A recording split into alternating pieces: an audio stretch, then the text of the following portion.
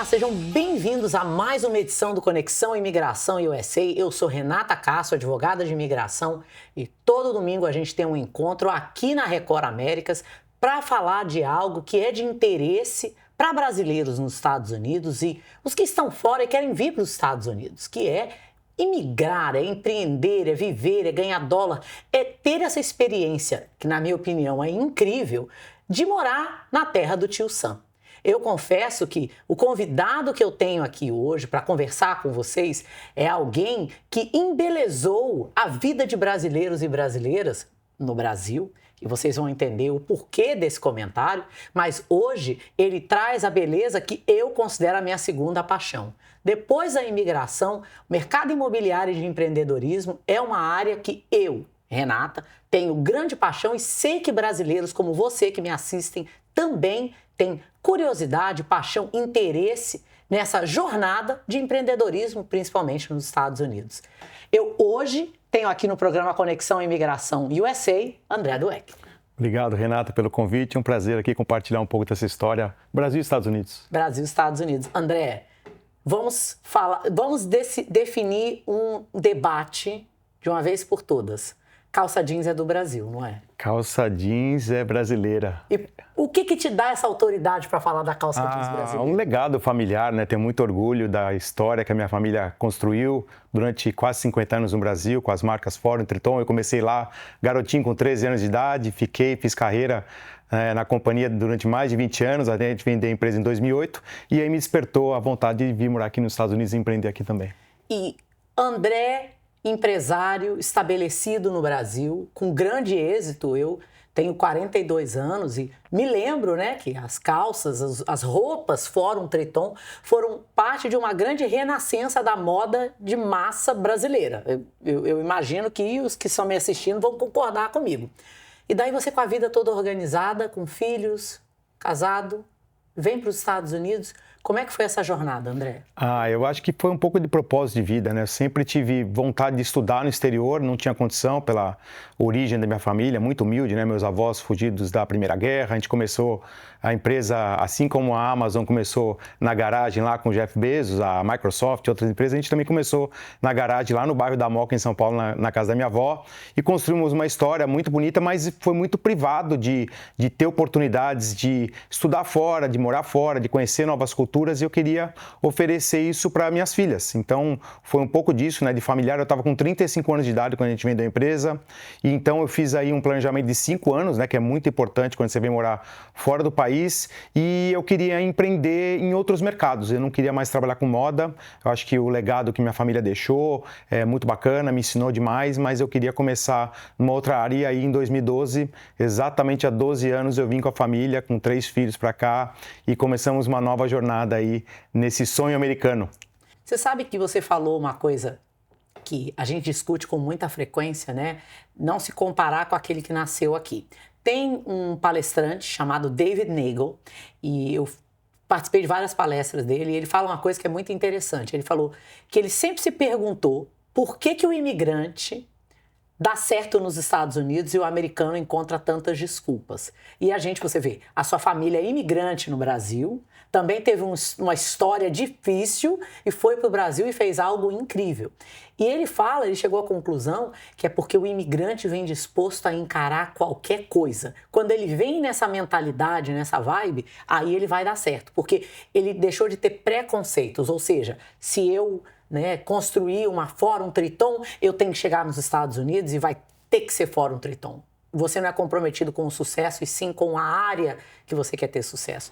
E eu acho que você pegou essa lição com muita rapidez e criou um legado que hoje vai ter impacto em outros empresários brasileiros. Fala um pouco do seu projeto hoje trabalhando com empresários brasileiros nos Estados Unidos, André. Não, muito bom. E o que você falou, né? Legado, né? Que é uma palavra que muita gente confunde até com filantropia, com caridade. E o maior legado que eu tenho, o maior patrimônio é o sobrenome do EC que meu avô construiu, meus tios, minha mãe, e me deram muita força, resiliência, para realmente, né, você depois poder ajudar as próximas pessoas, né? Porque a gente está aqui eternamente, Renata, você que trabalha nessa área, a gente vai ser imigrante, não importa se você já tirou a cidadania americana, se você tem green card, se você mora aqui há 10, 20 ou 50 anos, nós vamos ser eternos imigrantes. Então a gente precisa trabalhar mais do que o americano, precisamos estudar mais que o americano, precisamos estar dispostos a fazer coisas que os americanos não fazem. E a partir daí, você consegue criar uma metodologia que eu chamo de metodologia brasileira mesmo, que é o nível de serviço do brasileiro é muito bom. A gente no Brasil às vezes fica admirando demais o americano e nós não somos tão inferiores quanto muita gente acha, né? Complexo de vira-lata, como muita gente fala.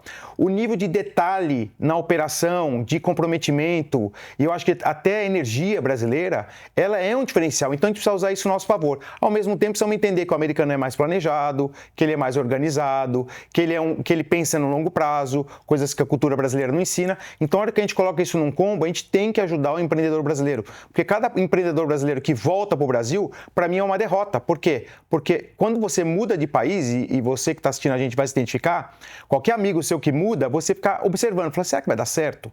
Vamos ver, vamos torcer, tal. Logicamente que não é todo mundo que torce a favor, né? Que é uma coisa bem complicada, talvez um pouco questão cultural também brasileira, mas a gente tem que ajudar o brasileiro, principalmente a gente estando aqui. Então, o projeto do BR Nation, que é exatamente uma comunidade brasileira de empreendedores, começando aqui pela Flórida, ele tem esse propósito de ajudar as pessoas com a experiência que a gente tem. Não é muita teoria, porque teoria, Renata, a gente sabe que tem muito, né? Eu escrevi um livro, você também, tem muitas biografias, muitas teorias, muitos livros, muito bons, literaturas, podcasts, tem muito conteúdo na internet, mas passar exatamente o que acontece na prática, e não é só coisa boa, né? Tem coisa também que é uns perrengues que a gente passa que tem que ensinar.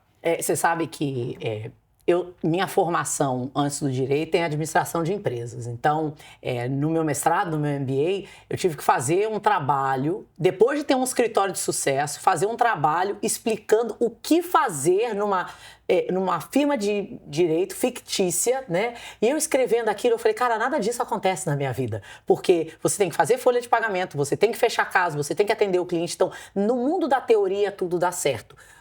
O maior problema é a execução e as variáveis da incerteza, que a gente não tem controle, mas você tem que se preparar. E você falou uma coisa, essa nossa comparação do brasileiro com o americano, que acontece o tempo todo, né? O americano isso, o brasileiro aquilo.